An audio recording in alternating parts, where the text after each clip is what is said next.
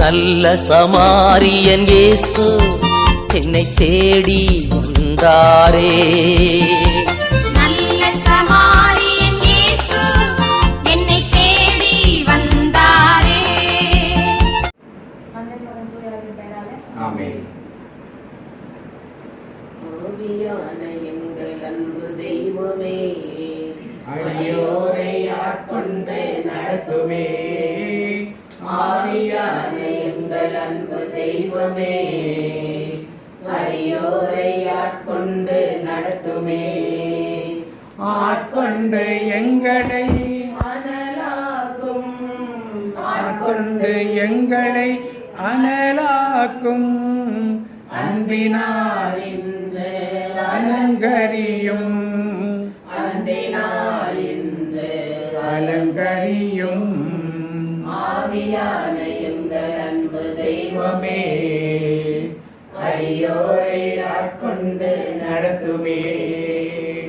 ஜெபிக்க வைக்கும் எங்கள் ஜெப வீரனே, துதிக்க தோண்டும் துணையாளரே, ஜெபிக்க வைக்கும் எங்கள் ஜெப வீரனே, துதிக்க தோண்டும் துணையாளரே.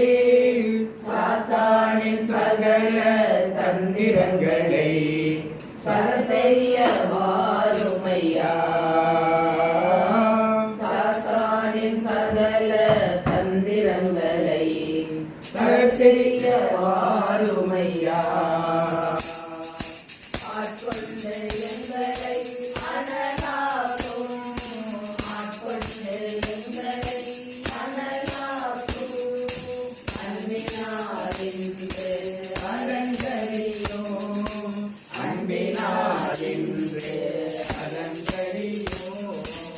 ஆவியான எங்கள் அன்பு தெய்வமே, அடியோரை ஆட்கொண்டு நடத்துமே.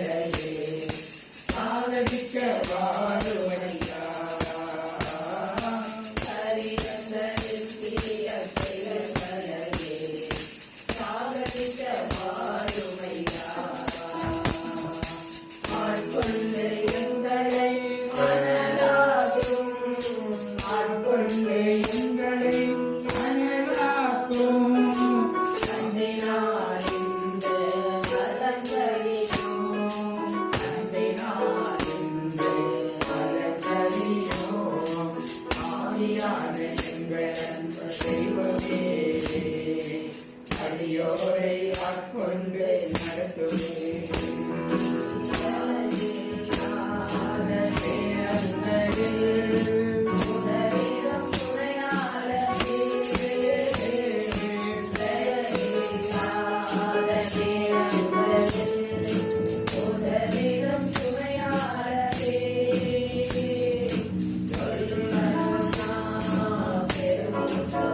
பெரும்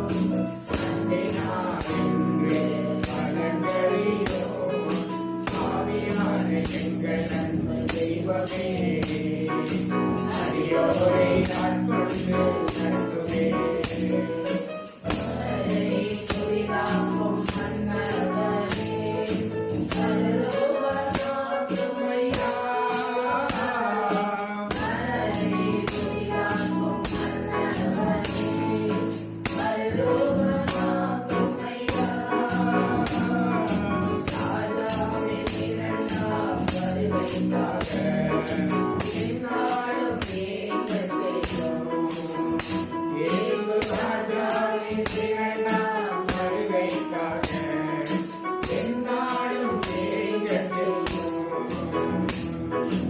ஆட்கொண்டு எங்களை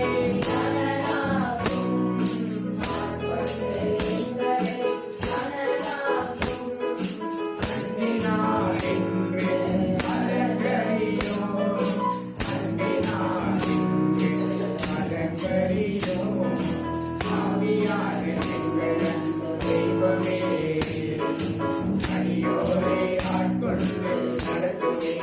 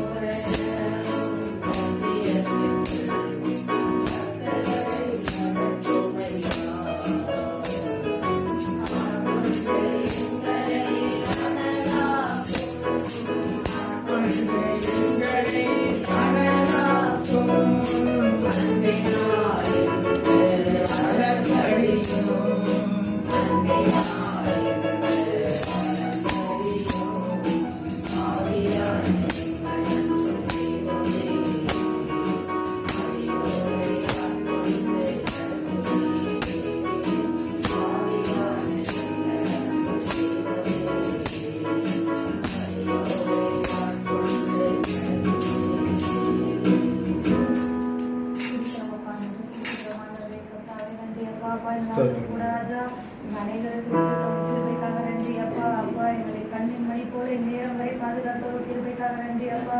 வான்களை சுத்தி எல்லா பொருளாதார கிருபியும் நாமக்காக கட்டி போறோம் அப்பா. யார் யாரும் நீங்க இந்த ஜபத்துக்கு வரணும் தேர்ந்தெடுத்தீங்களோ அவங்க பத்திரமா திரும்பி சொல்ல செய்யுங்க. உங்களை பலப்படுத்துங்க, வழி நடத்துங்க. இயேசு நாமத்தில் ஜெபித்து ஜெயம் எடுக்கிறோம். ஆமென்.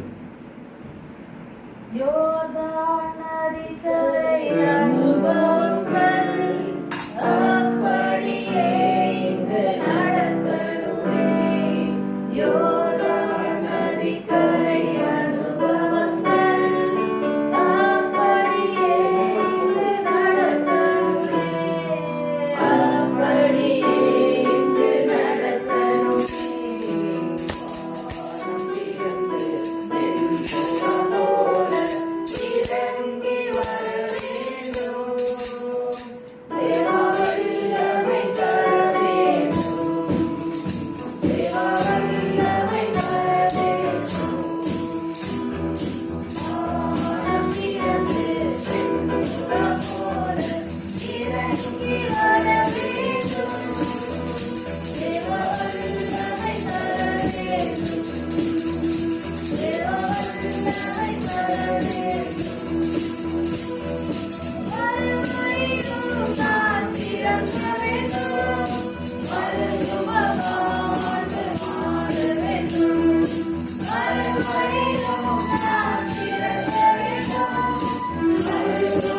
Hallelujah.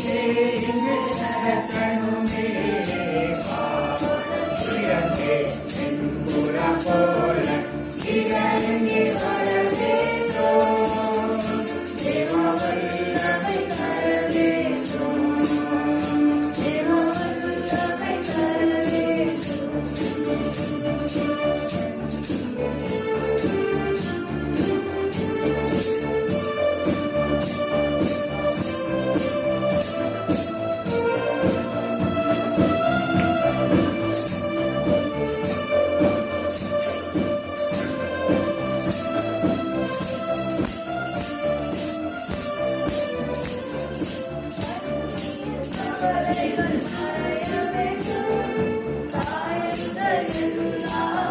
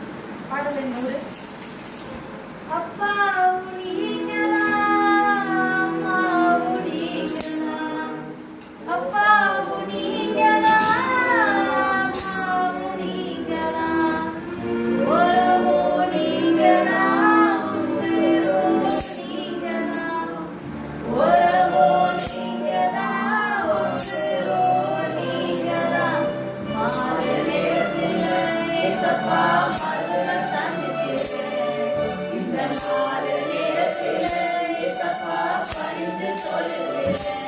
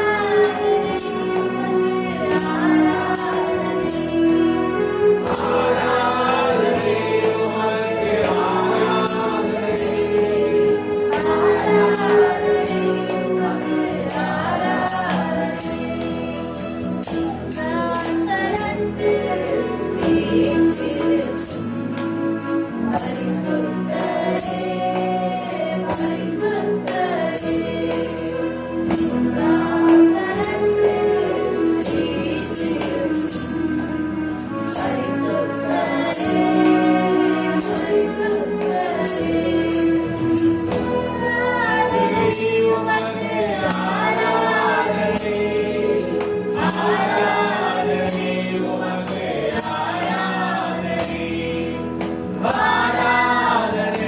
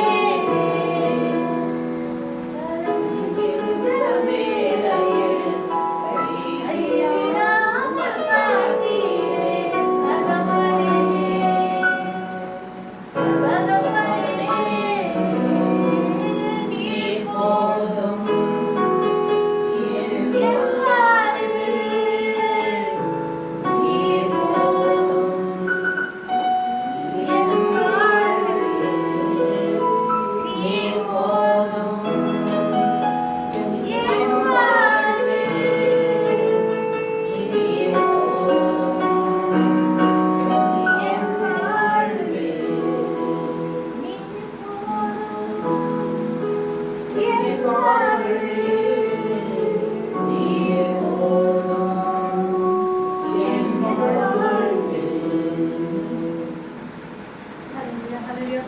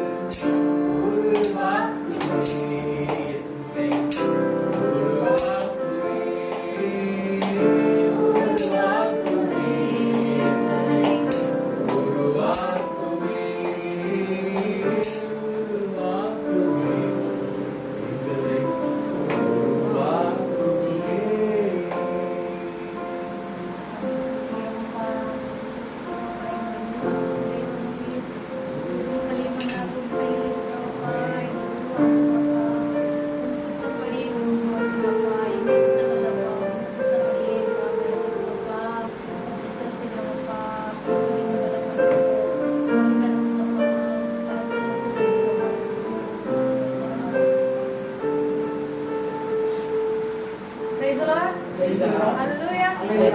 என்னை நடத்தி நடத்தி என்னை சுமந்து சுமந்து என்னை நடத்தி நடத்தி என்னை சுமந்து சுமந்து என்னை நடத்தி வந்ததும் உங்க திருவைதான் என்னை சுமந்து வந்ததும் உங்க திருவைதான் நல்லவரே நல்லவரே நல்லவரே நல்லவரே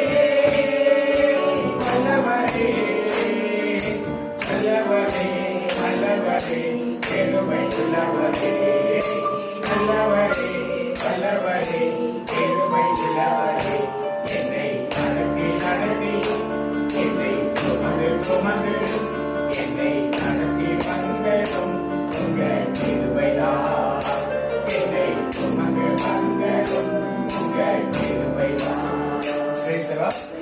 வழக்கம் போல ஒரு கேள்வி. முற்பிதாக்கள் யார்? 3 பேர். பூதாதியின் தந்தை என்று அழைக்கப்படுவர் யார்? முற்பிதாக்கள் அல்லது ஆபிரகாம், மோசே, ஈசாக்கு, யாக்கோபு. இந்த 3 பேர் தான் முற்பிதாக்கள் என்று அழைக்கப்படுவர். இந்த முற்பிதாக்களின் மனைவிகள் பேர் என்ன? ஆபிரகாமோட மனைவி பேர் என்ன? ஈசாக்குடைய மனைவி பேரு ரெபேக்கா. யாக்கோபுடைய மனைவி பேரு அவர் 2 பேரை கல்யாணம் பண்ணாரு. யாரை விரும்பினார்? யாரை விரும்பி கல்யாணம் பண்ணது? யார?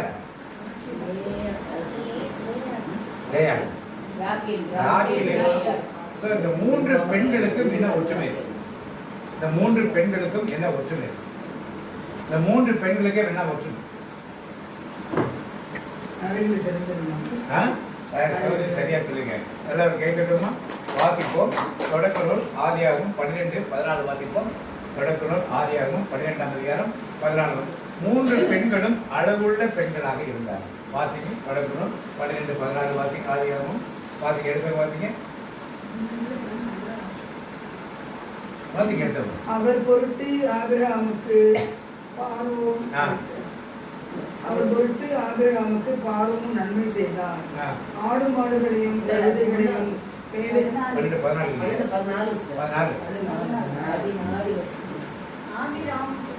ஆபிரகாம் எகிப்தை சென்றடைந்த பொழுது சாராய் மிகவும் அழகானவராக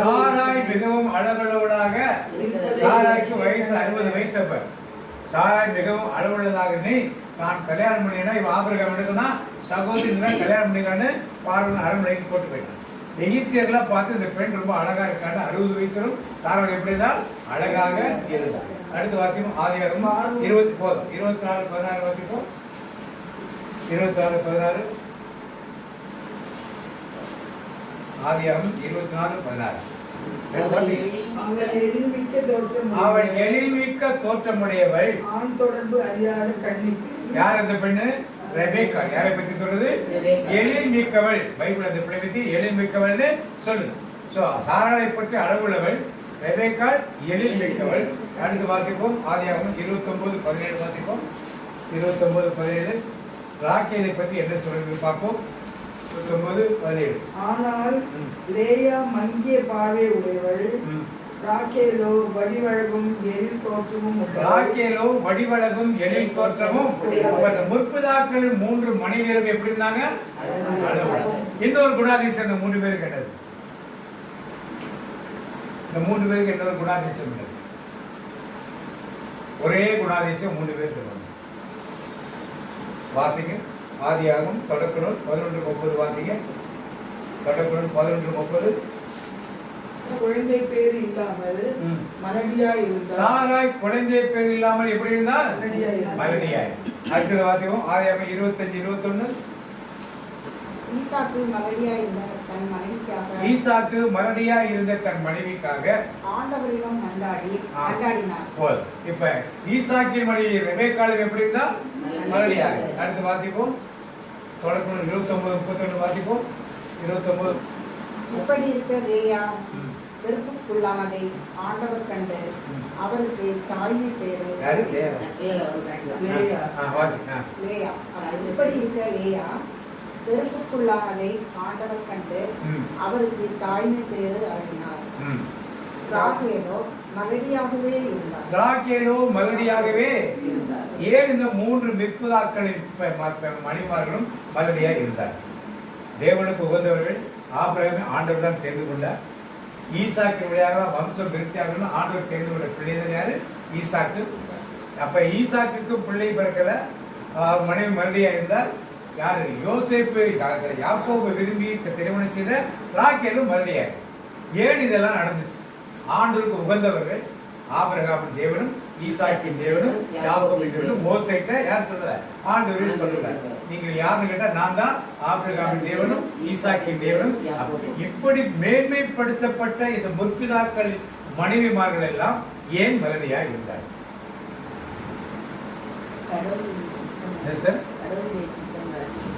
கடவுளுடைய அவருடைய அருளை வெளிப்படுத்துறாங்க. சாதாரண உடனே குழந்தை பிறந்துச்சுன்னா ஒரு சாதாரண உலகத்து குழந்தையாக அது இருந்திருக்கும். இப்ப இந்த குழந்தை யார் கொடுத்த குழந்தை எல்லாரும் நம்பினாங்க. ஈசாக்கு ஜெபித்ததால் என்னாச்சு? ஈசாக்கு ஜெபித்ததாலே ரெபெக்காள் கருவுற்று இரட்டையர்கள் பெற்றெடுத்தாளே. ஆபிரகாம் ஆண்டுடைய வாக்குத்தத்தத்தின் பிள்ளையாக யாரை பெற்றுக் கொண்டார்? ஆபிரகாமுக்கு வேற பெண் வழியாக பிள்ளைகள் உண்டு, ஆகாரின் வழியாக உண்டு, இன்னும் கேத்துரால் வழியாக பிள்ளைகள் உண்டு. ஆனால் யார் வாக்குத்தத்தப்பட்ட மனைவி யாரு? சாராள். அவளுடைய பிள்ளை பெறுகிறார். ஒரு அதிசய குழந்தையாக இருக்கணும், அற்புத குழந்தையாக இருக்கும். அதனால் காலம் தாழ்ந்தது. மறுபடி என அறிவிக்கப்பட்ட பிறகுதான் நமக்கு குழந்தை பிறகு. அது மாதிரி ரெபெக்காள் மறுபடி 40 வயசுல ஈசாக்கு திருமணம். ஐசாக்கு 60 வயசான வரைக்கும் குழந்தை பிறக்கல. அப்புறம் தான் ஜெபம் பண்ணி குழந்தை பிறகு. அப்ப ரெபெக்காள் மலடி என்று சொல்லப்பட்ட பிறகுதான் அவனுக்கு குழந்தை பிறகு. ராகேல் மலடியா இருந்தாள். அப்புறமா ஆண்டவர் கண்ணோக்கி பார்த்து அவள் பெற்ற பிள்ளை பேர், முதல் பிள்ளை பேரு ராகேலுக்கு முக்கியமா 2 பிள்ளை. என்ன பிள்ளை? 2. ஒன்று யோசேப்பு, இன்னொன்னு பென்யமீன். ஒன்று யோசேப்பு, இன்னொன்னு யோசேப்பின் வழியாகத்தான் இஸ்ரேல் மக்களை போஷிப்பதற்காக எகிப்துக்கு அழைத்து சென்றார் ஆண்டவர். Praise the Lord. சோ இந்த 3 குழந்தைகள் வழியாகவும் ஆண்டவர் பெரிய காரியங்களை மக்களுக்கு செய்திருக்கிறார். Praise the Lord. அப்ப ஏன் ஆண்டவர் இதெல்லாம் அனுமதிக்கிறாரு? இதெல்லாம் ஒரு விசேஷித்த பிள்ளைகள். இன்னைக்கு உங்கள் குடும்பங்களிலோ நம் குடும்பங்களிலோ பிள்ளை பாக்கியம் 10 வருஷம் கழிச்சு 12 வருஷம் கழிச்சு கிடைக்குது. ஒரு பிரச்சனை 15 வருஷம் கழிச்சு தான் சால்வ் ஆகுது. ஒரு பிரச்சனை 25 வருஷம் கழிச்சு தான் சால்வ் ஆகுதுன்னா அதுல யாருடைய திட்டம் நிறைவேறது தெரிஞ்சுக்கணும். காலம் தாழ்த்துகிறதுனாலே ஆண்டவர் பதில் கொடுக்க அர்த்தம் கிடையாது. அப்படி ஆபிரகாம் நினைத்திருந்தால் சாராளுக்கு குழந்தை பிறந்திருக்குமா? சாராளுக்கு குழந்தை பிறந்த என்ன வயசு? சாராளுக்கு 90 வயசு. ரெபெக்காவுக்கு கிட்டத்தட்ட ஒரு 50 வயசு இருந்திருக்கலாம் குழந்தை பிறந்த. ராகேலுக்கு கொஞ்சம் கம்மியான வயசா இருந்திருக்கலாம்.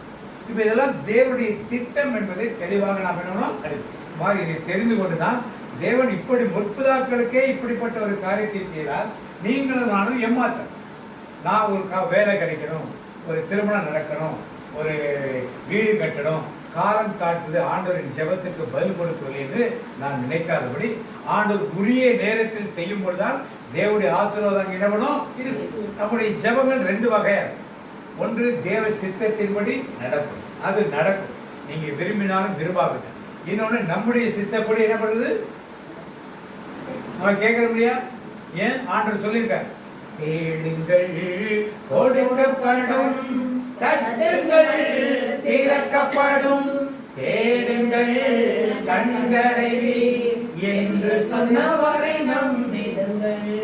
ஆண்டவர் என்னைக்காவது தனக்கு கோயில் கட்ட சொல்லி சொன்னாரா? ஆசிரியருக்கு கொடுத்ததா கூடாரத்து தான் இருக்குன்னு சொல்ல. யாரு கட்டணும் ஆசைப்பட்டது? இது ஆண்டோட சித்தமா? தாவீதின் விருப்பம். தாவீதின் விருப்பத்தை ஆண்டவர் அங்கீகரித்தார். இந்த கோயில் இருக்கா இன்னைக்கு? எங்க போயிட்டது? ஆனா தேவன் கொண்ட சித்தம் கொண்ட அவர் கொண்ட இஸ்ரேல் கொடுத்த மக்களும் புறவழைத்த மக்களும் இன்னும் அந்த தேவனை தேடிக்கொண்டுதான் இருக்கிறார்கள். ஆபிரகாம் தேடிய தேவனை, ஈசாக்கு தேடிய தேவனை, யாக்கோபு தேடிய தேவனை இன்னும் மக்கள் தேடிக்கொண்டு இந்த சபைகள் எல்லாம் இருக்குது. ஆனா எது இல்லை, அவர் கட்டி வைத்த ஆலயம் இல்லை. அந்த இடத்துல பக்கத்தில் உள்ள இடத்துல 3 மதத்தினரும் போட்டி. ஒரு பக்கம் கிறிஸ்தவர்கள், ஒரு பக்கம் இஸ்லாமியர்கள், ஒரு பக்கம் இதெல்லாம் ஒரு காமனா ஒரு காடை வச்சு பாதுகாத்து கொண்டிருக்கிறார். ஒரு கடவுள் இருக்க தேவாலயத்துக்கு யார் காடாயிட்டாங்க? தூதர்கள் கிடையாது. யாரு?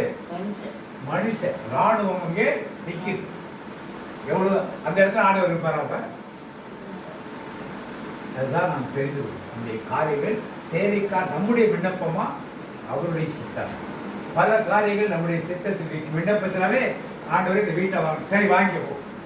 அதனால் வர பிரச்சனை யார் நீ சந்திக்கணும்? நீங்க தான் சந்திக்கணும். நல்லா உச்சமத்துவம் ஏன் இந்த முற்பிதாக்கள் மனைவிகள் இப்படி இருந்தார்கள்? எல்லோரும் அளவுள்ளவர்களாக இருந்தார்கள், எல்லோரும் மலடிகளாக இருந்தாலும் எல்லோரும் யார் சித்தத்துக்கு காத்திருந்தார்கள்? அதனால்தான் இன்றைக்கும் அவர்களை பற்றி பேசும். ஆண்டு சித்தத்துக்கு காத்திராமல் இருந்திருந்தால் அவரை பற்றி நாம் பேசும்போது அது மாதிரி தேவ சித்தத்துக்கு நாம் காத்திருக்கும் பொழுது அவரை நம்மை பற்றி சரித்திரம் இடப்படும் கண்டிப்பா பேசும். இன்னைக்கு தலைப்பானது உடன்படிக்கை பேழையை பற்றி பார்க்கிறோம். எதை பார்க்கிறோம்? உடன்படிக்கை பேழை என்பது என்னது? என்ன இருந்துச்சு அதுக்குள்ள? பார்த்தீங்க எபிரேயர் 9:4 பார்த்தீங்க. அதிலே பொன்னால் செய்த தூப கலசமும் முழுவதும் கொத்தவள பொதித்திருக்கப்பட்ட உடன்படிக்கை பெட்டியும் இருந்தன. அந்த பெட்டியிலே அதில் பொன் தூப பீடமும் முழுவதும் பொன் தகடு வேய்ந்த உடன்படிக்கை பேழையும் இருந்தன. இப்பேழையில் மன்னா வைக்கப்பட்டிருந்த இந்த பேழையில் மன்னா வைக்கப்பட்டிருந்த பொற்சாடியும் ஆரோனின் துளிர்த்த கோலும் உடன்படிக்கையின் கற்பலைகளும் இருந்தன. உடன்படிக்கை கற்பலையும் 3 ஐட்டங்கள் இருந்தது. ஒன்னு என்னது? கற்பலைகள். ஆரோனின் துளிர்த்த கோல், மன்னா வைத்த பொற்பாத்திரம், என்னது? உடன்படிக்கைப்படி 10 கற்பனை விட்டு 3 இருந்துச்சு. இதைத்தான் உடன்படிக்கைப்படியில வச்சிருந்தாங்க. ஆசரிப்பு குளத்துல 3 இது இருக்கும். கோயில், பழைய கோயில், இந்த அவர்கள் செய்த ஆசரிப்பு குளம் முன்னால மக்கள் இருக்கிற இடம். அங்க ஒரு திரை போட்டிருக்கும். அதுக்குள்ள தூப கலசம் அந்த இடத்துல இருக்கும். இங்க தேவ சமூகத்து அப்பங்கள் இருக்கும். இங்க பொன் குத்து விளக்கும். அப்படித்தான் யூதருடைய ஆலயம். இங்கே ஒரு திரை இருக்குது. தூபத்துக்கு பின்னால், திரைக்கு பின்னால் உடன்படிக்கை பேழை இருக்கும். அங்கே கிருபாசனத்திலே தேவன் வீட்டில் இருப்பார் என்றவர்கள் விசுவசித்தார்கள். இதுதான் நடந்து கொண்டது. அதுக்குள்ள கோயில்குள்ள நீங்களும் நல்லா வர முடியாது. யார் வரலாம்? ஆசார குருக்கள் வரலாம். அது யாருக்கு சீட்டு போட்டிருக்கோ அவங்க தான் வரலாம். யாரு தேவத்தமுத்து அப்பளம் வைக்கிறது, யாரு குத்துவிளை கேட்கறது, யாரு தூபம் போடுறது அப்படிங்கிறது வரும். அந்த பின்னால் இருக்கிற உடன்படிக்கை பேழையை வருஷத்துக்கு ஒரு முறை தலைமை குரு மட்டும்தான் போவார். வேற யாரும் போக மாட்டாங்க. அதுவும் பரிசுத்தமான நிலையில் அவர்கள் போகணும். இல்ல பரிசுத்தமா உள்ள போறேன்னா உள்ள என்ன போனோன்னா செத்து போயிடுவாங்க. காலில் ஒரு கயிறு கட்டிட்டு போவாங்க. செத்து போயிட்டா தர பிடிச்ச வெளியே இழுத்துடும். இப்படிப்பட்ட காலம் இருந்தே உடன்படிக்கை பக்கத்துல தூப கலசம் இருக்கு. இந்த தூபத்தை போட்டு ஒருத்தர் ஒரு குருவானோட போட்டு மேல புகை போகும். போறப்ப வெளியே எல்லாரும் பண்ணுவாங்க, ஜெபம் பண்ணுவாங்க. அந்த கலாச்சாரம் தான் இன்னைக்கு நம்முடைய திருச்சபையிலே தூபம் போட்டு என்ன பண்றோம்? ஜெபம் பண்றோம். இது யாருடைய பழக்கம்? இஸ்ரேல் மக்கள் பழக்கம், யூதருடைய பழக்கம். இன்னைக்கு ரோமன் கத்தோலிக்க திருச்சபையிலே இந்த தூபம் போடுற பழக்கத்தை நாம் தூபம் போடுறப்ப ஜெபங்கள் ஏறெடுக்கப்படும் என்ற அவருடைய ஐதீகத்தை நாம் இன்னும் ஃபாலோ பண்ணிட்டு இருக்கோம். இப்ப இப்படி இருந்த இந்த உடன்படிக்கை பெட்டி பேழை தாவீதின் காலத்திலே கொண்டு வரப்படுகிறது. பார்க்கிறோம். 1 அரசர்கள் 1 ராஜாக்கள் 8:19 வாசிங்க. 1 அரசர்கள் 1 ராஜாக்கள் 8:19 வாசிங்க. 8:9 19 9 9 8:9 19 இரு கற்பலைகளை தவிர வேறொன்றும் பேழைக்குள் வாசிங்க. இரு கற்பலகைகளை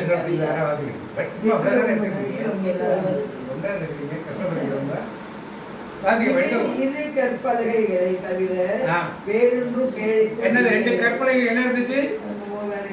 10 கற்பனை இருந்துச்சு. என்ன இருந்துச்சு? 10 நேர என்ன இருந்துச்சு? உள்ள என்ன இருக்கணும்? ஆரோனின் கோல் இருக்கணும். இன்னொன்னு என்ன இருக்கணும்? எங்க போச்சு? எங்க போச்சு? உடன்படிக்கை பெட்டி பேழையில 3 பொருட்கள் இருக்கணும். ஒன்று மன்னா வைத்த பொற்பாத்திரம், ஆரோனின் துளைத்த கோல், இன்னொன்னு என்னது? இன்னைக்கு எல்லாம் படிச்சு எப்ப வருது உடன்படிக்கை? தாவீதின் காலத்தே உள்ள வருது. தாவீதின் காலத்தை இது வரைக்கும் எங்க படிச்சது? யார்கிட்ட படிச்சு? பாலஸ்தீனியர் கையில் இருந்துச்சு. யார் கையில் இருந்துச்சு? பாலஸ்தீனியர் கையில் இருந்துச்சு. நியாயாதிபதி 11 பேர் இருந்தாங்க. யாராவது போய் தேடி எடுத்துருந்தாங்களா? சாமுவேல் இருந்தா. ஏலி இருந்தார். யாராவது போய் எடுத்துட்டு வந்தாங்களா? யாரு? தாவீது காலத்துல எடுத்து உடன்படிக்கை போய் எடுத்துட்டு, அப்பதான் தாவீது டான்ஸ் ஆடி என்ன பண்ணாரு? பாட்டு பாடி ஆடிக்கொண்டு உள்ளே எடுத்துக்கொண்டு வருகிறார். உள்ள பார்த்தா என்ன இருக்குது? இப்ப எங்க போச்சு மீது ரெண்டும்? என்ன அர்த்தம்? ஆவிக்குரிய அர்த்தம் என்ன? மன்னா இல்லை, மன்னா வைத்த பொற்பாத்திரம் இல்லை.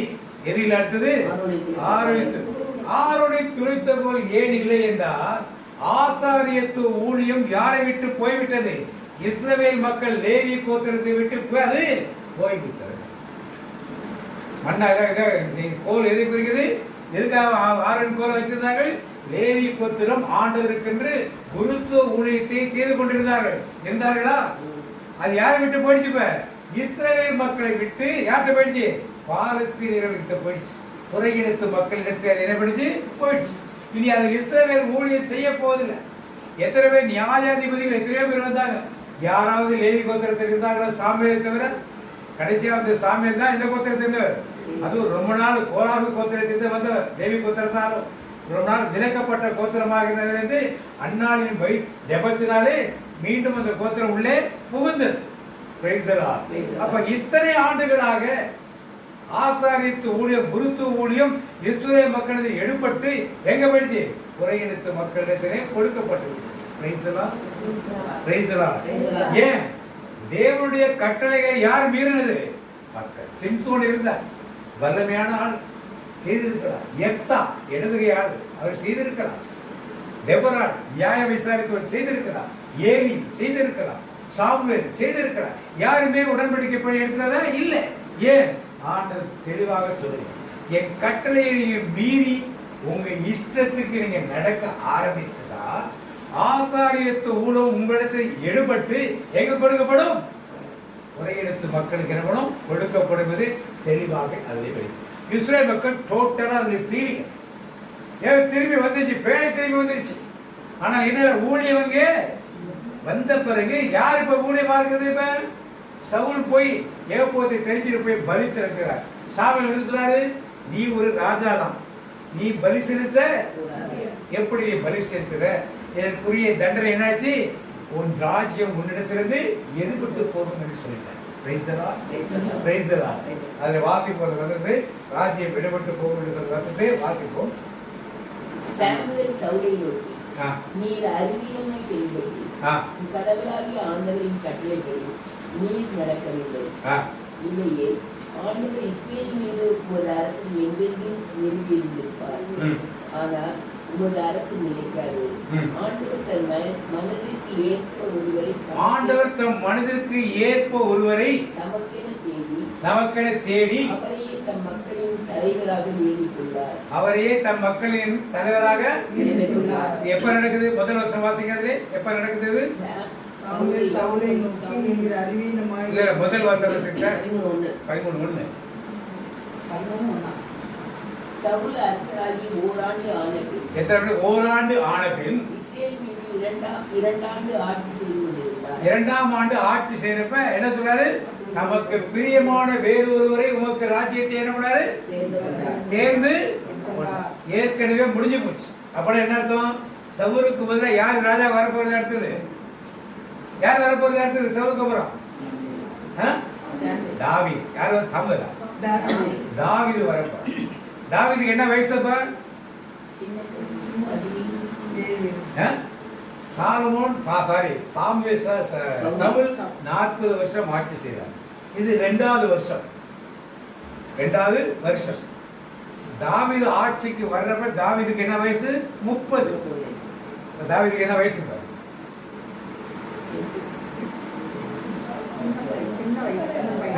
என்ன வயசுன்னு கேட்டேன். பிறக்கவே இல்லை. இதுக்கப்புறம் 8 வருஷம் கழிச்சுதான் தாவீத பிறக்கிறார். அதுக்கப்புறம் 30ஆவது வயசுல ராஜா வர்றாரு.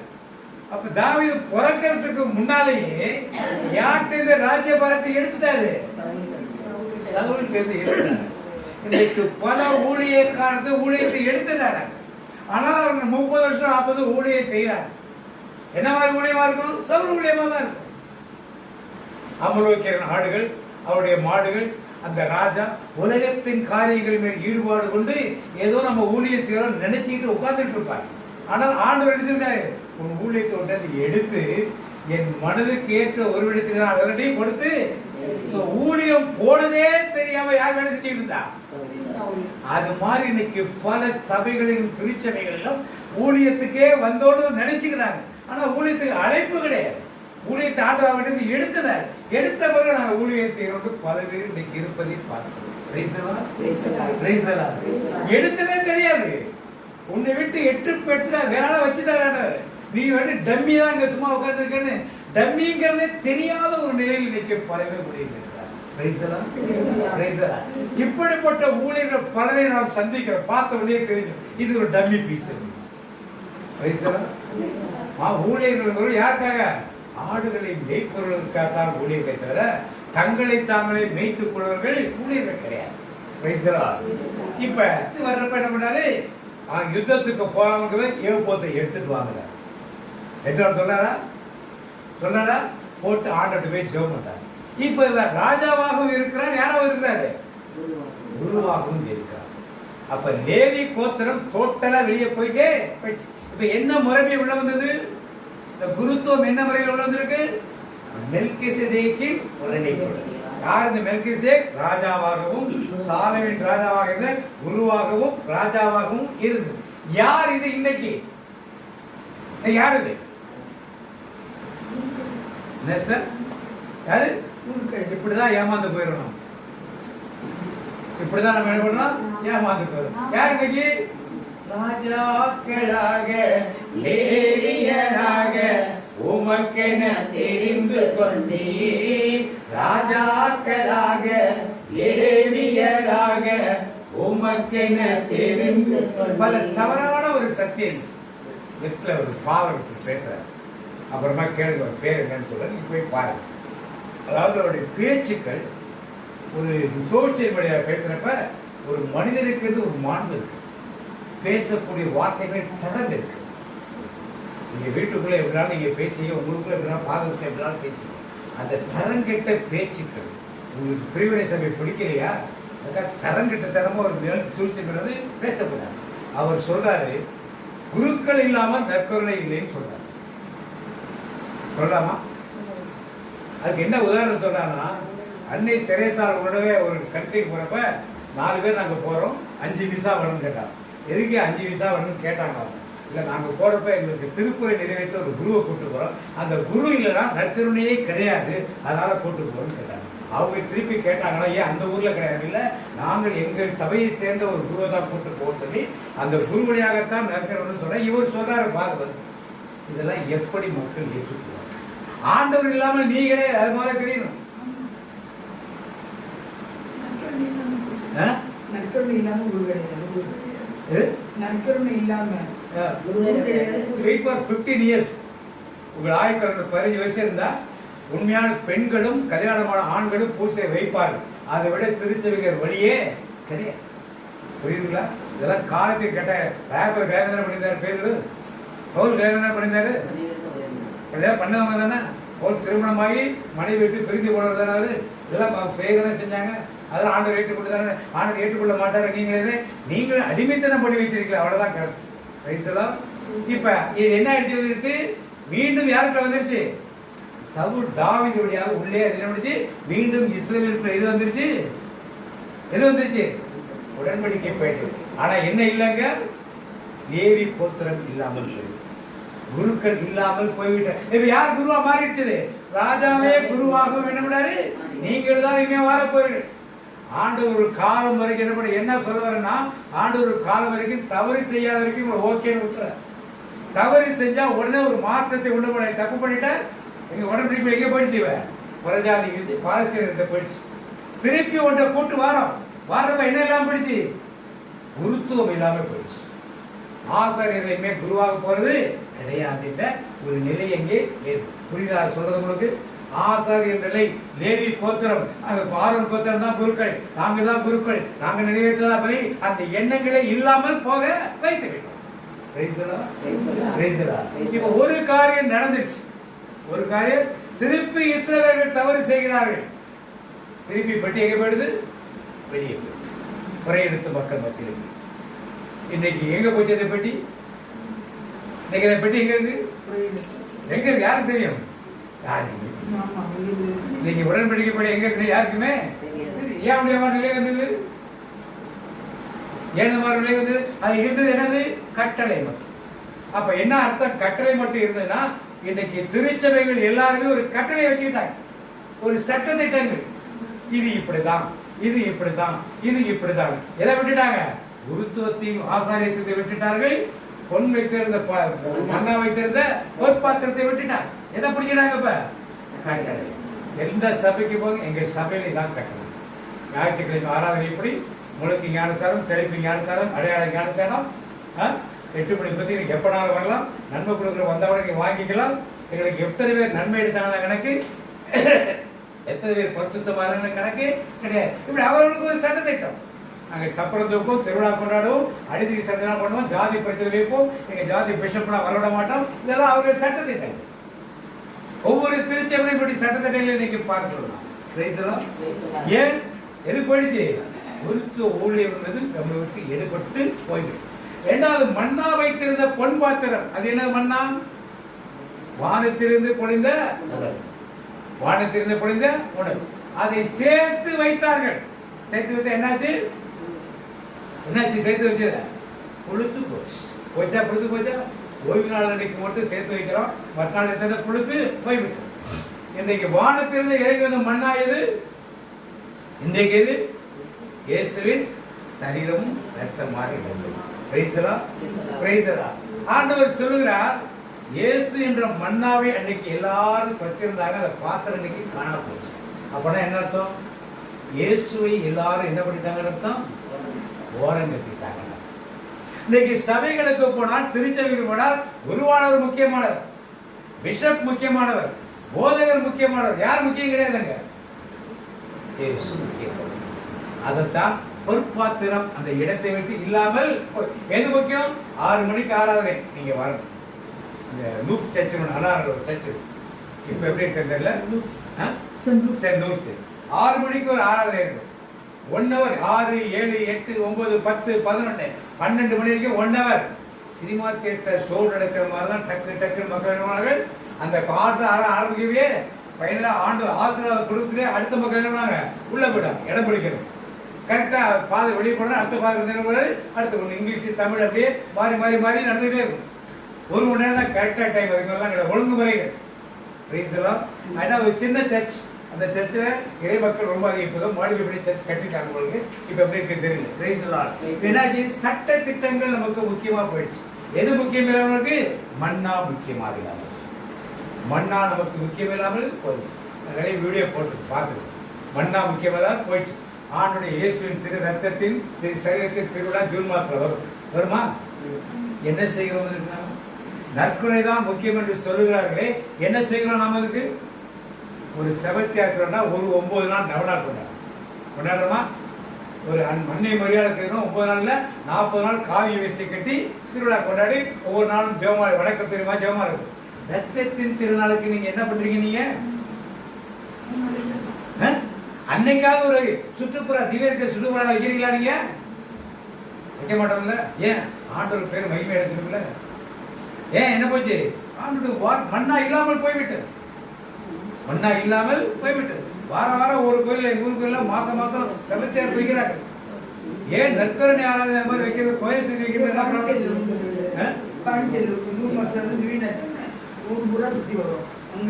ஏன் நம்ம ஊர்ல மாதிரி வைக்கிறது இல்ல?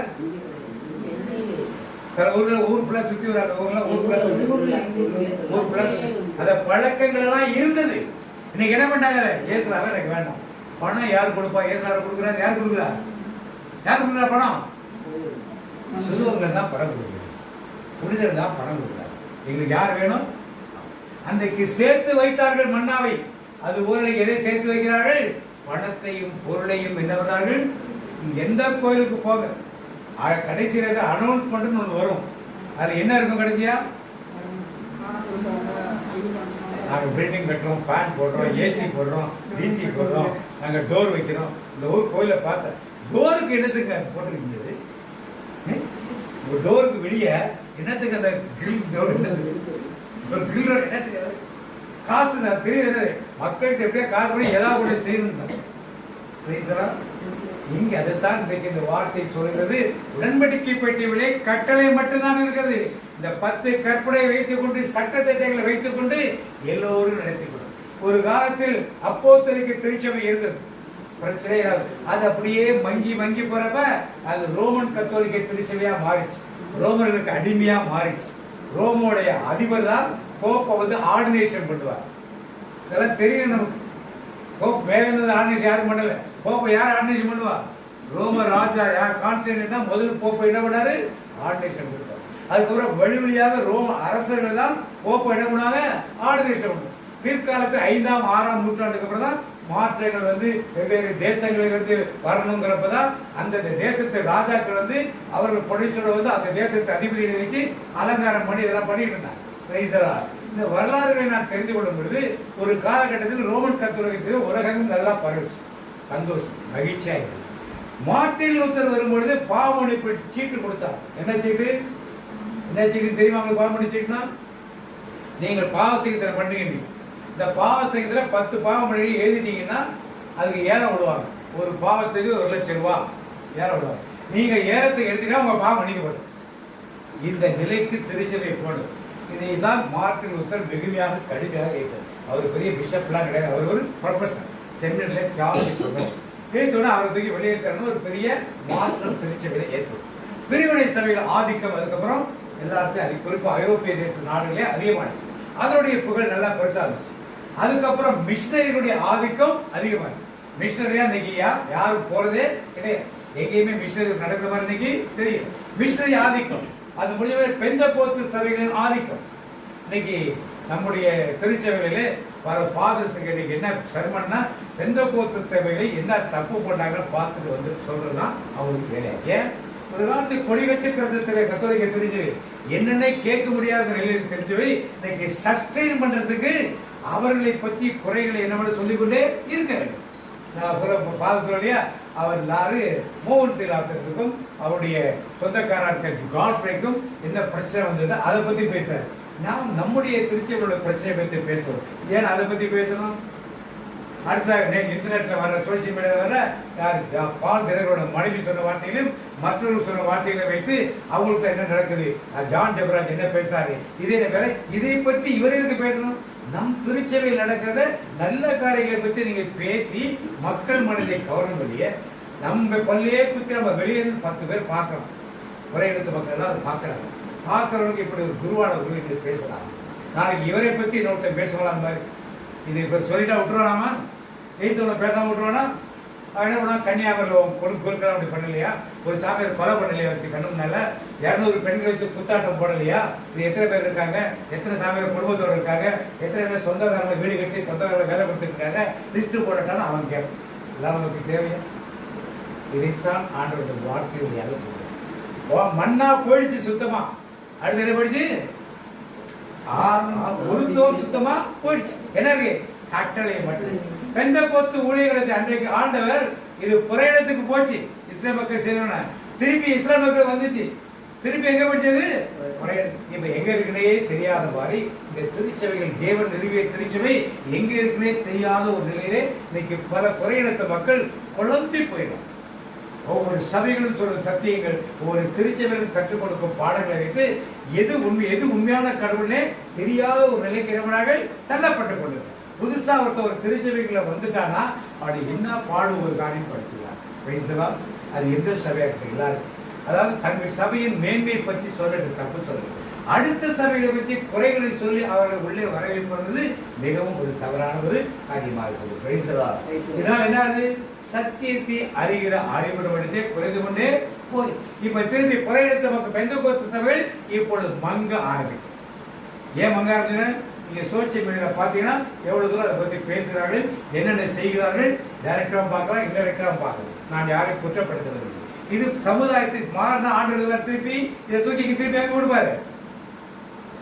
எங்க கொடுப்பாரு? திருப்பி இஸ்ரவேல் மக்களுக்கு திருப்பி கொடுப்பார். எங்க கொடுப்பாரு? இதுதான் வேதத்தின் விளையாடு. இஸ்ரவேல் மக்களுக்கு திருப்பி கொடுக்கிற பயனாலும் அதுதான் உலகத்தின் ஒரு முடிவு. மீண்டும் தேவாலயம் கட்டப்படும். ஒரு 10 வருஷத்துக்கு முன்னால எருசலேமில் தேவாலயம் கட்ட வேண்டும் என்று இஸ்ரேல் மக்கள் ரொம்ப தீவிரமா இருந்தார். அதுக்கப்புறம் அந்த தீவிரம் அப்படியே குறைஞ்சி போச்சு. எல்லாரும் வேதம் சொல்லுது எருசலேமில் அடுத்த தேவாலயம் கட்டும் பொழுது உலகத்தின் முடிவு இருக்குன்னு தெரியும். ஆனா உலகத்தின் முடிவு எப்ப இருக்கணும் நமக்கு யாருமே செய்திகள் தெரியாது. அப்ப இந்த எல்லா சத்தியங்களும் எதை நோக்கி செல்கிறது என்றால் தேவனை விட்டு ஆண்டு சொல்ற சத்தியத்தை விட்டு நாம் என்ன பண்றோம்? சபைகளை பெருசுப்படுத்துகிறோம், போதகர்களை பெரிதுபடுத்துகிறோம், குருக்களை பெரிதுபடுத்துகிறோம், ஆயர்களை பெரிதுபடுத்துகிறோம். ஒரு திருவிழா வருது, உங்க பங்குக்கு ஒரு பிஷப் போறாருன்னா என்ன செய்றீங்க? ஆரத்தி அவருக்கு ஒரு படை கும்பம் எடுத்துட்டு போவோம். எல்லாத்துல உள்ள போறப்ப என்ன பண்ணும்? ஒரு கும்மி அடிச்சு அவரை வாங்கியா வாத்தியாரையா வரவேற்க வந்தோமையான்னு கூட்டிட்டு போவோம். எங்க ஆலயத்துல யாருக்கு வரவேற்பு இருக்கணும்? எங்க விட்டு போயிட்டாலும் இது என்ன சட்டம்? திருச்சி சட்டம். அது நீங்களே ஒரு சட்டத்தை ஏற்படுத்தி அதை நியாயப்படுத்தி கொண்டு அதுதான் சரி என்று என்ன பண்ணீர்கள் சொல்லுங்கள். எப்படி மக்களை ஏற்றுக்கொள்வார்கள்? எப்படி தேவனை ஏற்றுக்கொள்வார்? தேவனுக்காக ஒரு டான்ஸ் ஆடினா என்ன பண்ணுவோம்? ஐயோ கோயில கூடாது. ஆனா சாமியாருக்காக குருக்களுக்காக என்ன பண்ணுவோம்? எப்படிப்பட்ட நிலையில் தேவன் இந்த 4 மாதம் உடன்படிக்கை பற்றி பிழை இருந்த பொன் வைத்த பொன் பாத்திரம் போயிடுச்சு. இயேசு சரீரத்தைக்குரிய போதைகள்லாம் சுத்தமா போயிடுச்சு. அடுத்து என்ன ஆயிடுச்சு? 40 நாள் உபவாசம் ஆட்டுறது. 40 நாளும் கோயில வந்து சிலுவை பாதை சொல்லணும். எந்த கோயிலா சொன்னாங்களா? ஏன் சொல்லல? ஏன் இந்த மாதம் 30 நாள் வந்து ஜெபமாலை சொன்னாங்களா? ஏன் ஆண்டவருக்கு மகிமைப்படுத்த கூடாதா? தேவனை ஏன் மகிமைப்படுத்த கூடாது? 40 நாள் ஏன் சிலுவை பாதை செய்ய? அன்பியங்கள் எங்க ஊர்ல அன்பியங்கள் 3 நாளுக்கு ஒரு அன்பியம் வரணுமா போட்டிருக்காங்க. அந்த ஜெபமாலை ஏன் தபசு காலத்துல அன்பியங்கள் வந்து சிலுவை பாதை செய்யணும் ஏன் சொல்ற? தேவனை மகிமைப்படுத்த விரும்பவில்லை. இதுதான் இந்த சக்தி உடன்படிக்கை படி. ஏன் தேவனுக்கு இந்த மகிமை இல்லை? ஏன் திவ்ய நட்சத்திர திருவிழா கொண்டாடப்படுவதில்லை? பரிசுத்தாவி திருவிழா வருது. என்ன செய்ய போறீங்க? என்னைக்காவது பரிசுத்தாவி திருவிழா கொண்டாடி இருக்கீங்களா? என்ன செய்யணும்? பரிசுத்தாவி திருவிழா அபிஷேகத்தை பெற்றுக் கொள்ளணும். சரி, உங்களுக்கு அபிஷேகம் இல்லைன்னு நினைச்சீங்கன்னா அபிஷேகம் பெற்ற குருக்கள் இருக்கிறார்கள், கன்னிகைகள் இருக்கிறார்கள், பொதுநிலை இருக்கிறார்கள். கொண்டாந்து எல்லாரும் ஒரு அந்நிய பாஷை பேச வச்சு கோயிலை செய்யலாமா? முடியாதா? ஏன் செய்ய மாட்டாங்க? நாம என்ன பண்ணிட்டு உட்காந்துருக்கோம்? நாம என்ன பண்ணிட்டு உட்காந்துருக்கோம்? அதான் என்ன ஆயிடுச்சு? எல்லாம் போயிடுச்சு. எனக்கு சட்ட திட்டங்கள் மாஸ் அதோட முடிஞ்சு போயிடுச்சு. முடிஞ்சு போனா அடுத்தது ஜெபமாலை பிரார்த்தனையோட நம்முடைய கிறிஸ்துவ வாழ்க்கை நம்ம என்ன பண்ணோம்? முடிச்சோம். பல பேர் மாசு கூட வரதில்லை. ஜெபமாலை சொன்னா போதும், மாதா கோயிலுக்கு போனா போதும், அந்த நினைவுகளோடையே கிறிஸ்துவ வாழ்க்கை முடித்து விட்டு போயிருக்காங்க. ஒரு ஃபாதரை கூப்பிட்டு லாஸ்டே திருத்தர பண்ணிட்ட பிரேயர் இருக்கிறேன். நான் சென்னையில் 1969 சென்னையில் ஒரு கதை சொல்லுவாங்க. மேலே மோட்சத்துல பேதுருட்ட கேட்டாங்க. ஆண்டவர் கேட்டாரு, என்ன பேதுரு இவ்வளவு கூட்டமா இருக்குல்ல, நான் உள்ள ஆலை விடலை, அதெல்லாம் உங்களுக்கு தெரியாத ஆண்டவரே, உங்க அம்மா தான் பின்கதவை திறந்துட்டாங்கன்னு 69 சொன்ன கதையை தஞ்சாவூர் நேசிக்கிற அந்த சாமியாரு இன்னமும் போட்டு அரைச்ச மாதிரி அரைச்சிட்டு உட்காந்துருக்கு. ஜனங்க கேட்பாங்களா? அன்னைக்கு பெரியவரை சபையில பெந்தகோஸ்து சபைகள்லாம் அதிகமா இல்லை. அன்னைக்கு கேட்டுட்டு இருந்தாங்க. இன்னைக்கு சத்தியங்களை மக்கள் வெளியே போய் கேட்கிறாங்க, டிவியில பாக்குறாங்க, கேட்கிறாங்க. மக்கள் அதை ஏற்றுக்கொள்வாங்க. 69 சொன்னது 50 வருஷம் 55 வருஷம் 60 வருஷம் கழிச்சு இன்னும் அவர் சொல்லிட்டே உட்கார்ந்துருக்காரு. புதுமை குழந்தை புதுமையான சத்தியங்களை அறிந்து கொள்ள அவர்கள் வரவே இல்லை. எனவே நாளுமாக உடன்படிக்கை பற்றி பேழை எங்கே இருக்கிறது என்பது முக்கியம். அதற்குள் என்ன இருக்கிறது என்பது ரொம்ப முக்கியம். உடன்படிக்கை பற்றி பேழையை பின்பற்றித்தான் நம்முடைய கத்தோலிக்க தெரிஞ்சுவே திவ்ய நற்கரை பெட்டியை கொண்டாந்து என்ன பண்ணார்கள்? அந்த இடத்துல கொண்டாந்து என்ன பண்ணார்கள்? வைத்தார். பழைய ஏற்பாட்டை யூதர்கள் முறைமைப்படி இருந்த உடன்படிக்கை பற்றி பேழை ஆண்டவர் சிலுவையிலே மரித்தது திரைச்சீலை எல்லாம் கிடைச்சனால எல்லாரும் உள்ள போகலாம் நிலவி வந்தோடனே அந்த இடத்துல அந்த பெட்டி எடுத்து எந்த பெட்டி வச்சார்கள்? அதுவும் 4ஆம் 5ஆம் நூற்றாண்டுகள் தான். முதல் 3 4 அதெல்லாம் கிடையாது. அப்போ சில வீடுகளில் கூடிதான் அப்பத்தை பிட்டு பகிர்ந்து கொண்டார்களே, ஆலயங்களில் சரியில்லை. மன்னன் கான்ஸ்டன்டைன் காலத்துக்கு பின்னால்தான் அவர்கள் இதை செய்ய ஆரம்பித்தார்கள். மன்னன் கான்ஸ்டன்டைன் காலத்திலே கான்ஸ்டன்டைனஸ் அவன் வந்து எதிர்ப்பாக இருந்தான். கிறிஸ்தவர்கள் ஒவ்வொருத்தரும் கொன்று குவித்துக் கொண்டிருந்தான். ஆனால் அந்த ராணி கிறிஸ்தவை ஏற்றுக்கொண்டவளாக இருந்தார். அந்த ராஜா இறந்த பிறகு அவருடைய பையன் 8 வயசு பட்டத்துக்கு வார். அப்ப இவன் என்ன செய்யறா? ராணி என்ன செய்யறா? இவனுக்கு எதிராக தளபதிகள்லாம் சண்டை போட்டு இத்தோண்டு போய் ராஜா வரதா நாம எல்லாம் யுத்தத்துக்கு உள்நாட்டு கலகணம். அப்பதான் இவன் என்ன பண்ணா சிலுவை அடையாளத்தை இந்த பையன்கிட்ட கொடுத்தார். நீ போற யுத்தத்துக்கு போற எல்லா அதுமாதிரியும் சிலுவை அடையாளத்தை அரைஞ்சி நீ கூட்டிட்டு போட முடியும். இந்த பையனுக்கு தெரியல, சின்ன பையன் எவரும் தெரியல. இவள் சிலுவை அடையாளத்தை கொடுத்து எல்லாருடைய வாழிலும் சட்டையிலும் துணியிலும் சிலுவை அடையாளம் வரையப்படும். எல்லாம் போய் யுத்தத்துக்கு போய் பெரிய வெற்றி கிடைச்சது அந்த பையனுக்கு. அதற்கு பின் தான் இந்த ராணி தன் ஆதிக்கத்தை செலுத்தி பையனுக்கு கிறிஸ்துவை பற்றி கற்றுக் கொடுத்து அந்த தேசத்தை கிறிஸ்துவனாக மாற்றாரு. அதற்கு முன்னால் என்ன அடையாளம், அதுக்கப்புறம் தான் சிலுவை அடையாளம் வந்தது. அதுக்கப்புறம் தான் ராணி அது எருசலேமுக்கு போய் அந்த சிலுவை இடத்தெல்லாம் தோண்டி எடுத்து எது ஆண்டோடைய சிலுவை என்பதை கண்டுபிடித்து அதை எடுத்து அற்புதம் நடக்கிறத பார்த்து அது ரோம்ல என்ன பண்ணார்கள், எடுத்துக்கொண்டு வந்தார்கள். இதெல்லாம் நடந்தது 4ஆம் நூற்றாண்டு. அதற்கு முன்னால் கிறிஸ்தவனுக்கு என்ன அடையாளம்?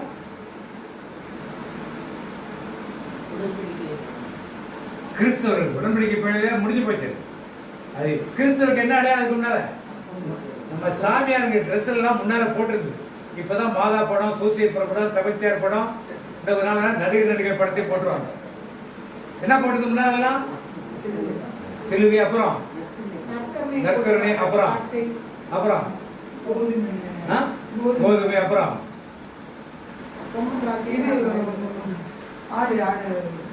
செம்மறி ஆடு அதிகமா பார்த்துட்டீங்க. சரி, மீன் போட்டிருக்கு பாத்துறீங்களா? அந்த காலத்திலே கிறிஸ்தவர்களுக்கு அடையாளம்னா மீன் தான். ஒவ்வொரு கிறிஸ்தவ வாசல் நீங்க சிலுவை வச்சிருக்கோம், என்ன வச்சிருப்பாங்க? இந்த வீடு கிறிஸ்தவ வீடுனா மீன் படத்தை வச்சிருப்பாங்க. அதை பார்த்து தான் எல்லாரும் இது கிறிஸ்தவ வீடு என்னவார்கள். ஏன்னா மன்னன் அந்த கான்ஸ்டன்டைன் மன்னன், அடுத்து வந்த பேர் கான்ஸ்டன்டைன், அவன் தான் கிறிஸ்தவருக்கு சாதகமாக சின்ன பையன். முன்னாள் வந்து கான்ஸ்டன்டைனர் அவன் எதிரியாகிறதுனால அடையாளம் தெரியக்கூடாது மீனை வச்சிருப்பாங்க. மீன் இருந்த வீடை பார்த்தா இது கிறிஸ்தவ வீடுலாம் போவாங்க. சிலுவை அடையாளம் 4ஆம் நூற்றாண்டுக்கு பிறகுதான் சிலுவை தோண்டி எடுக்கப்பட்டவர் தான் சிலுவை அடையாளமே வெளியே வந்து. அது வரைக்கும் சிலுவை அடையாளமே திருச்சியில் எங்கேயுமே கிடையாது. இந்த கிராஸ் எங்கேயுமே பயன்படுத்தவே இல்லை. அதுக்கப்புறம் பயன்படுத்த வெறும் கிராஸை பயன்படுத்தினார்கள். அப்புறம் ரோமுடைய கலாச்சாரத்தின்படி உருவங்களை எல்லாம் வைக்கிற, சிலைகளை வைக்கிற பழக்கங்கள் அதோடு சேர்ந்தவர்களுடைய மிக்மாயி வந்ததை நாம் பார்க்கிறோம். பிரைஸ்தான். அதனால இந்த திருச்சிவர் வரலாறுகளை நாம் அறிந்து நாம் வாழ்கின்ற சூழ்நிலையிலிருந்து ஏதோ குருக்கள் செய்கிறார்கள், போதகர்கள் செய்கிறார்கள் நாம் விட்டு விடாமல் நாம் நம் தேவனை விட்டு விடாதவர்களாக இருந்தது. அதுக்கு அவர்கள் தான் காரணம், இவர்கள் தான் காரணம் இல்லை. யார் காரணம்? நானும் ஒரு காரணமாக. இந்த மண்ணா வைத்திர பொற்பாத்திரம் போனது ஆண்டவரின் சரீரத்தை குறித்த சத்தியத்தை இன்னைக்கு எல்லா சபைகளும் விட்டு வைத்தார். அதை விட்டுட்டு அவர்களுக்கு ஆதாயம் கொடுக்கும் காரியங்கள் என்ன இருக்கோ அதிலே போய்விட்டார். எப்படி அன்னைக்கு மண்ணாவை சேர்த்து வைக்க வேண்டும் நினைத்தார்களோ இன்னைக்கு எதை சேர்த்து வைக்கிறார்கள்? எவ்வளவு பணம் சேர்த்து வைக்கிறது, எவ்வளவு சொத்து சேர்க்க வேண்டும். இதெல்லாம் ஒரு சில ஃபாதர்ஸுக்கு டிராக்டருக்கு பிஷப்புக்கு போய் காத்து கொடுக்குறாங்க. இதே மாதிரி போன ஒரு மேட்டுப்பாளையத்தில் போயிருந்தப்ப கேட்டுருந்தப்ப ஒரு இடத்துல ப்ரேயர் வைக்கலாங்கிறதுக்காக போனோம். ஒரு என்னது ஒரு ப்ரேயர் சென்டர். அது பார்த்தா ஒரு ப்ரேயர் சென்டர் மாதிரி இது அட்மாஸ்பியர். ஒரு டாய்லெட் ஃபெசிலிட்டி, படுக்கிறது, கட்டுறது வசதி இதெல்லாம் எதுவுமே இல்லாமல் வந்து என்ன பண்ணுறது கேட்டால் எல்லாம் கமிஷன் பேசுறது. உங்களுக்கு தெரியாததுலாம் கவர்மெண்ட்டில் இருக்கு இல்லையா?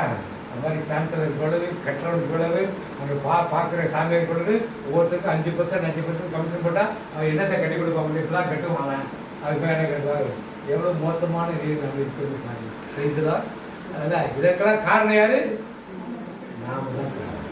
ஏன்னா திருச்சபைகளோட ஒவ்வொரு காரியத்துக்கும் நாம் போய் நமக்குள்ள அதிகாரத்தை பயன்படுத்தாமல் அவங்க சொல்வதை கேட்ட போது எப்படி நடக்கும்? நாம் திருச்சபையில் முழுமையான பங்கெடுத்தாதான் இப்படிப்பட்ட காரியங்கள் நடக்காமல் இருக்கும். இப்ப இருக்கிறது மிஞ்சி போயிருக்கிறது 10 கட்டளை. மிஞ்சி போயிருக்கிறது 10 கட்டளை. இதையும் நாம விட்டுட்டோம்னா அடுத்து என்ன நடக்கும்? ஒரு டப்பா இருக்கும்.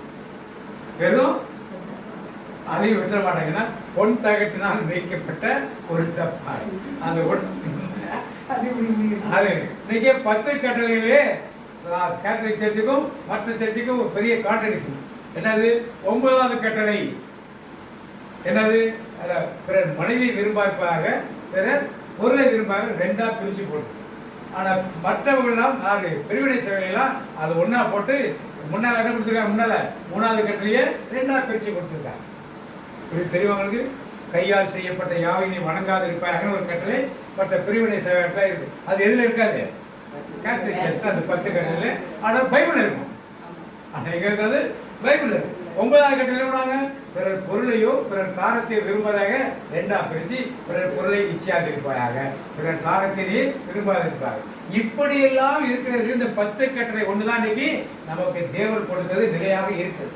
இதையாவது நாம் இனிமேல் கடைபிடித்துக் கொண்டு இருந்தால்தான், எங்க கூட்டு கூட ஒரு ஸ்கூல் வச்சு நடத்துறாங்க, எல்லாரும் ஃபெயில் ஆகணும்னு நினைக்கிறாங்களா? எங்க போகணும்னு நினைக்கிறாங்க? ஒரு ஹாஸ்பிட்டல் வச்சிருக்காங்க, ஒவ்வொரு பேஷண்ட் செத்து போகணும்னு நினைக்கிறாங்களா?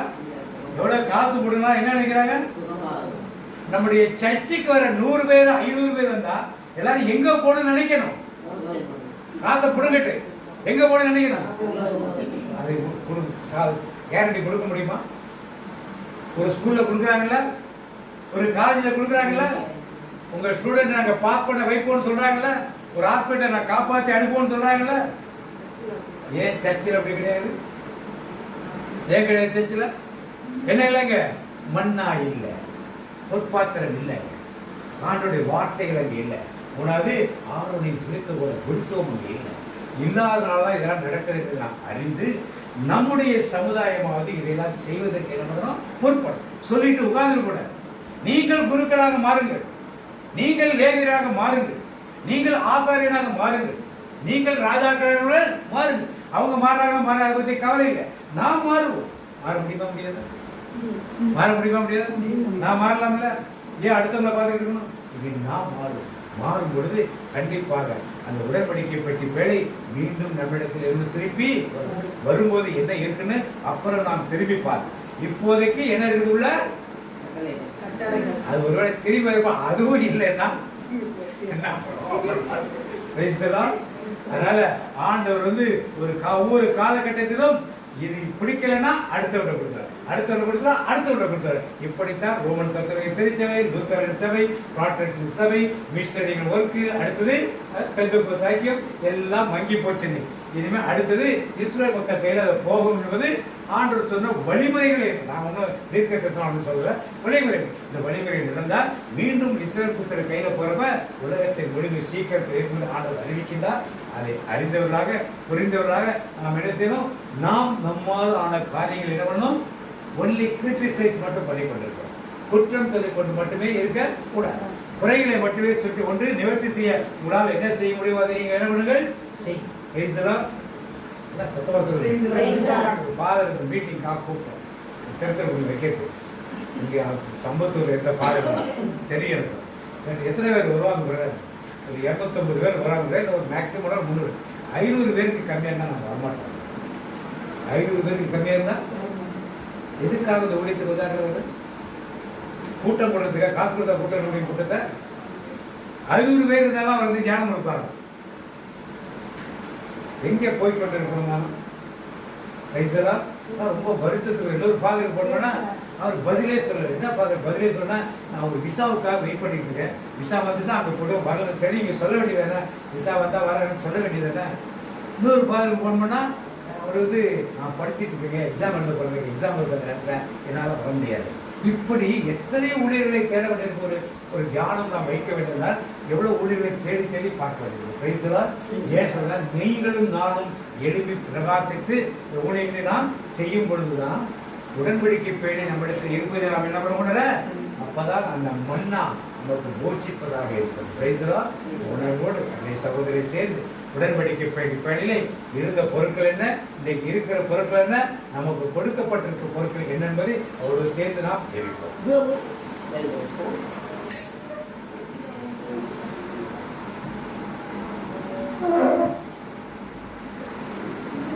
எங்கள் அன்பின் பரலோக தகப்பனே, உண்மை நன்றியோடு துதிக்கிறோம், ஆராதிக்கிறோம். ஆண்டவரே, இந்த நாளில் உடன்படிக்கை பேழை பற்றிய காரியங்களை வெளிப்படுத்தி பேசினே உமக்கு நன்றி செலுத்துகிறோம். ஆண்டவரே, எபிரேயர் புத்தகத்தில் கொடுக்கப்பட்டுள்ளது போல உடன்படிக்கை பேழையில் மண்ணா வைக்கப்பட்ட பொற்சாடியும் ஆரோனின் துளிர்த்த கோலும் 2 கற்பலகைகளும் இருந்தன என்று எழுதுகிறேன். தாவீது ராஜா அரண்மனைக்கு ஆலயம் கட்ட வேண்டும் என்று சொன்னபோது அந்த உடன்படிக்கை பேழையில் 2 கற்பலைகள் மட்டுமே இருந்தன என்று நேரத்தில் வாசிக்கிறோம். அப்போ மண்ணா வைக்கப்பட்ட பொற்பாத்திரமும் ஆரோனின் துளிர்த்த கோலும் இல்லையே. இன்னைக்கு நம்முடைய திருச்சபையில் நாம் என்ன நிலையில் இருக்கிறோம் என்பதை இதை உணர்த்தி எங்களுக்கு காட்டினீரே, அதற்காக உனக்கு நன்றி அப்பா. மன்னா முன்னோர் உண்டனர், மன்னா மடிந்து போயினார், ஆனால் என்னை தகுதியோடு உண்மை வரும் என்றைக்கும் வாழ்வர் என்று ஆண்டவர் சொன்னாரே. முன்னோர் உண்டனர் மன்னா மடிந்து போயினர், என்னை தகுதியாய் உண்பார் வாழ்வோம் சாவை வெல்லுவோம். உண்மை நாங்கள் தகுதியாக உட்கண்டால் நாங்கள் சாவை வெல்வோம், என்றைக்கும் வாழ்வோம். அந்த மன்னா இன்றைக்கு எங்களுடைய பொறுப்பாத்திருந்த உடன்படிக்கை பேணி இல்லாமல் போய்விட்டதே. அந்த மன்னாவை நாங்கள் அலட்சியப்படுத்த கூடாதே. எத்தனை வரை வேசல் கொடுக்கப்படாது அந்த மன்னாவுக்கு நாங்கள் எவ்வளவு இன்றைக்கு உயிருள் நானே வாழ்வு தரும் உயிருள்ள உணவு என்று சொன்ன அந்த இயேசுவின் திருவுடலை நாங்கள் எந்த அளவுக்கு மதிப்பு கொடுக்கிறோம், எந்த அளவுக்கு வருஷத்தோடு உட்கொள்ளும் என்பதை நாங்கள் உணர வேண்டுமே. அந்த உணர்ச்சிகள் எங்கள் மத்தியில் இல்லை என்பதை நீங்கள் வெளிப்படுத்துகிறீரப்பா. அதற்கு நாங்கள் எந்த அளவுக்கு முக்கியத்துவம் கொடுக்கிறோம் என்பதை எங்களுக்கு வெளிக்காட்டினீரே.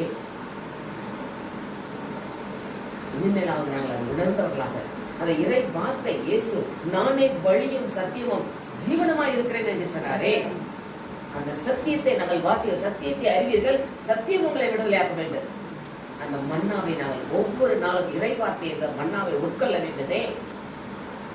இன்றைக்கு எங்களுடைய உடன்படிக்கை பெட்டியில் அது இல்லை என்றால் நற்கருணை வழியாக இருந்தாலும் நாங்கள் அந்த இறை வார்த்தைக்கு முக்கியத்துவம் கொடுக்கவில்லையே. எவ்வளவு வேதனைப்படுகிறீர் ஆண்டவரே. ஆரோனின் துளிர்த்த போல் அந்த இடத்துல இல்லை குருத்துவ ஊழியம்.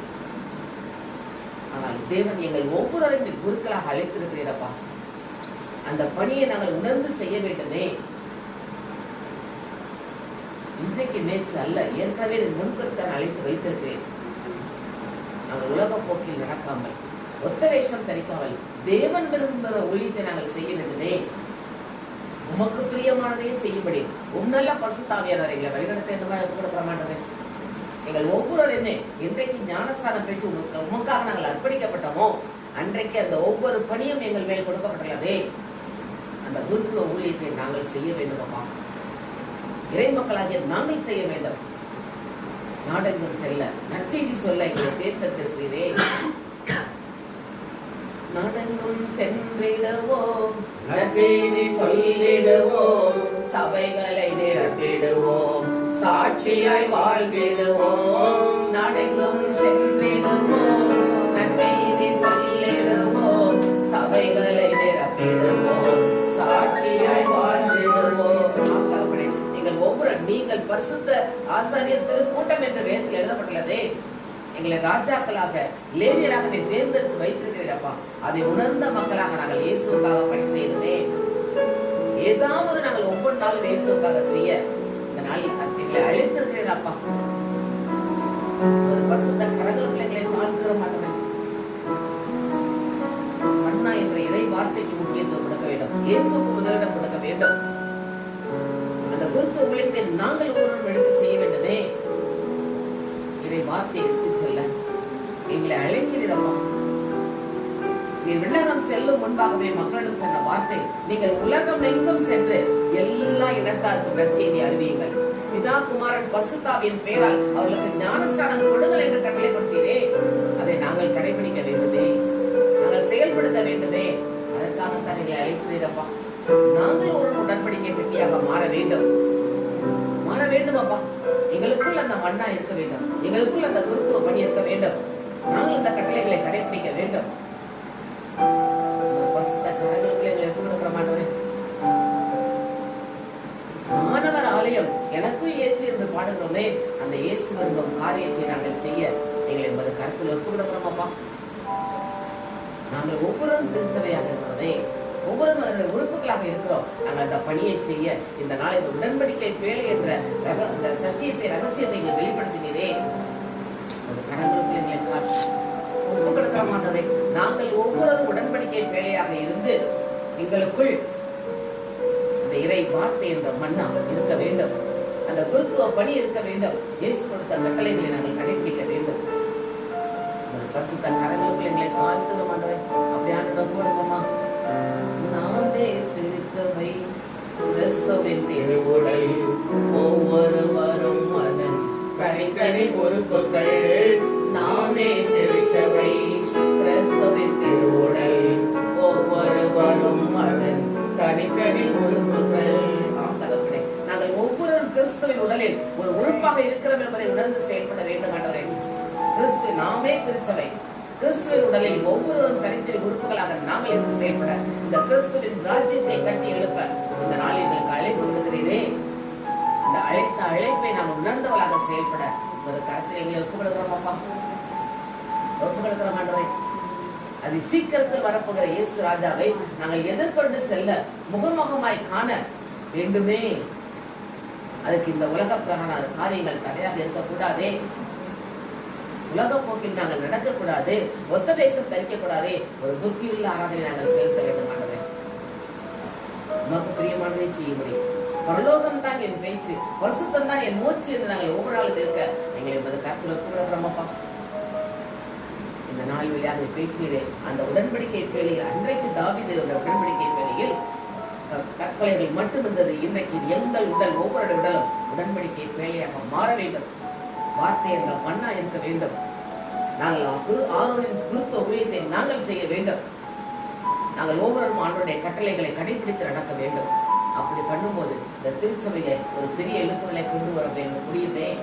நீ சொன்ன வார்த்தையை நாங்கள் கடைபிடித்து கற்றுக்கொண்டு நடக்க எங்களை கருத்தில் ஒப்புக்கொடுக்கிறோம்ப்பா, ஒப்புக்கொடுக்கிற மாட்டேன். விண்ணகம் செல்லும் முன்பாக சொன்ன வார்த்தைகளை நாங்கள் கடைபிடித்து அதன்படி பணி செய்ய எங்களை கருத்தில் ஒப்புக்கொடுக்கிறோம்ப்பா, ஒப்புக்கொடுக்கிற மாட்டேன். நீரே எங்கள் ஒவ்வொருவரையும் ஏற்று வழி நடத்தும், ஏற்று வழி நடத்தும் ஆண்டவரே. யாரை நான் அனுப்புவேன் என்று சொல்லி கேட்டபோது இதோ நான் என்று சொன்னீரே. இன்னைக்கு நாங்களும் அப்படி எங்களை இதை பார்த்து கேட்கும்போது நாங்கள் செய்கிறோம். நாடகம் செல்ல நற்செய்தி சொல்ல எங்களை ஒரு கருத்தில் தாழ்த்தி கொடுக்கிறோம். எங்கள் ஒவ்வொருவரும் எடுத்து பயன்படுத்துவீராக. இயேசுவை நாமத்தில் செபிக்கிறோம் நல்ல பிதாவே. திருத்துவம் ஆண்டவரே, நான்காவது ஆராதனை பொருட்படுத்திக் கொண்டு என் தேவன் வழிநடத்திற்காகவும் நன்றி சொல்கிறோம். வந்த ஒவ்வொரு நீர் ஆசிரியத்தை காத்துக்கொள்ளும். வீட்டை திறந்து கொடுத்த சகோதரியும் துதியாளர் எடுத்த மகனை தேவன் விசேஷமாக ஆசிரியத்தை காத்துக்கொண்டு வழிநடத்தும். கொடுத்த மன்னாவுக்காக நன்றி செலுத்துகிறோம். இயேசு நாமத்தில் நன்றி சொல்லி ஜெபிக்கிறோம். இந்த பாடலை பாடுவதற்கு இசைக்கருவி மீட்டிய அன்பு மகனுக்காகவும் நன்றி செலுத்துகிறோம். இயேசு மூலம் நல்ல பிதாவே.